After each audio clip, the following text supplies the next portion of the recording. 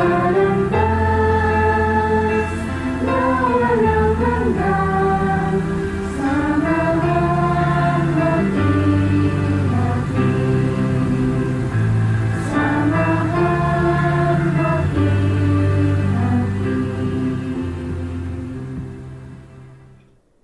Exodo 33:12-14.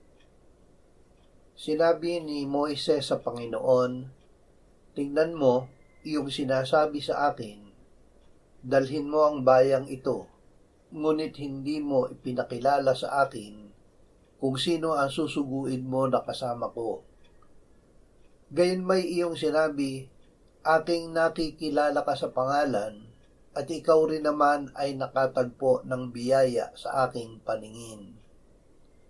Ngayon, kung ako'y nakatagpo ng biyaya sa iyong paningin, ay ituro mo sa akin ngayon ang iyong mga daan upang ikaw ay aking makilala at ako'y makatagpo ng biyaya sa iyong paningin.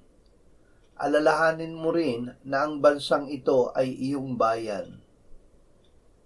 Kanyang sinabi, "Ako'y isa sa iyo at ikaw ay aking bibigyan ng kapahingahan."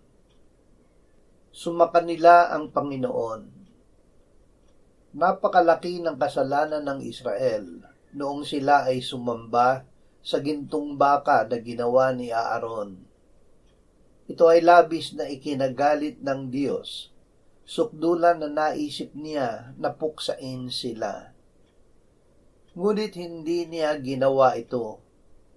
Dininig niya ang panalangin ni Moises na patawarin sila. Hindi lamang iyon, dininig din niya ang hiling ni Moises na patuloy niyang samahan ng Israel patungo sa lupang pangako. Hindi lamang anghel ang sumama sa kanila. Ang Diyos mismo ay sumakanila.